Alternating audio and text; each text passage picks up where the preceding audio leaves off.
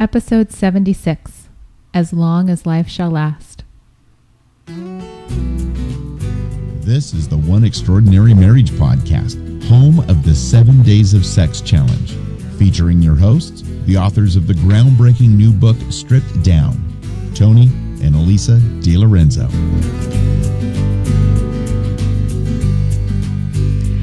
Welcome back to One Extraordinary Marriage, where we talk about life, love, and the pursuit of intimacy.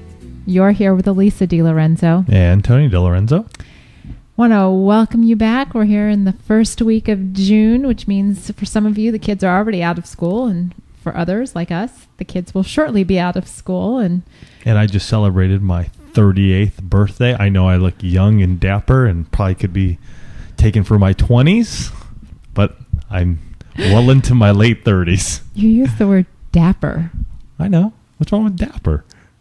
I guess dapper just isn't a word I think of when I think dapper. Yep. Wow. Yep. That totally threw me, the whole dapper thing. I'm sorry. Oh, it's okay. It's okay. We had a lot going on this week. Lots. Yeah.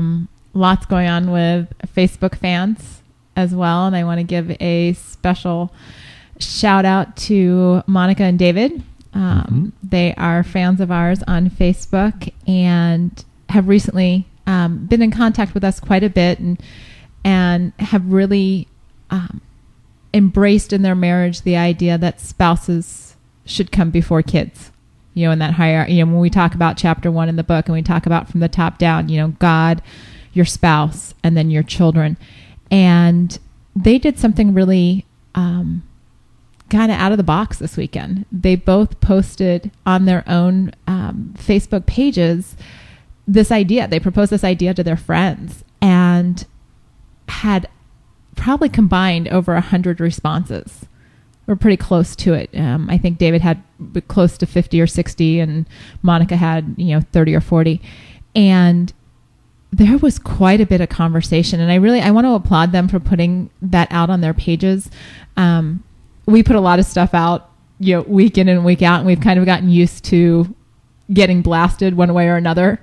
But that doesn't necessarily always happen with our fans. And so that takes a lot of courage to put out something that becomes so inflammatory in your circle of friends, and you really see where people stand on one side of the fence or the other. And in fact, one of David's friends asked if he had joined a cult when he mentioned that he was listening to our podcast.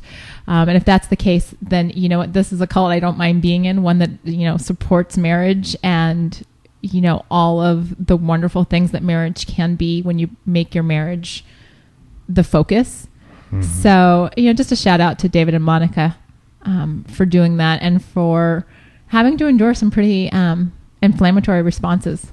Mm-hmm. They had some very loving ones, more so on Monica's page than on David's, but what was neat was towards the end of the day, and we're recording this on Sunday, Monica put a post on David's page just really focusing on how the two of them are together in this what's the word I'm looking for, journey. In this philosophy and in this journey that their marriage comes before the kids, because if their marriage is the focus, the kids will reap the benefits of that solid foundation in their lives. And it was really neat to, with all the comments that have been posted back and forth, to see that kind of be the conclusion at the end of the day. So, and what an impact they're having in their own community. Mm-hmm. And each and every one of you can do that. When you make a change in yourselves and your marriage, and you start to look at your marriage as being a priority after God, you'd be amazed at how people start to look at you, and you may get kickback, but it's all worth it, because by continuing on, you're going to impact others because they are going to see you. You are their light in their dark, dark world. And we need you, people like you out there. We need you to be that light. Well, and it's so interesting that you made that comment right there, because I had just finished reading this book called Secret Daughter by, this is an Indian name, so I apologize in advance because I will probably not pronounce it correctly, Shilpi Somaya Gowda. And I'm going to read a couple quotes there's a marriage that's in trouble in this book. And one of the things that she says is a slight shift in perspective, one small change in focus might have made the difference. And Monica and David are a perfect example of that, of, when they changed their focus, when they changed their perspective, suddenly they're seeing the difference that's making in their marriage. They're living that out. And there was another line in here that just as you look at your marriage, if you guys are in a not so good place this week, this was a quote that really just kind of jumped out the page for me, or to me. It said, her mother had always said the key to a successful marriage was for each spouse to give as much as they thought they possibly could, and then to give a little more. Somewhere in that extra giving, in the space created by generosity without scorekeeping, was the difference between marriages that thrived and those that didn't. And I just thought, oh my gosh, what a powerful statement. And this is a fictionalized, it's a novel.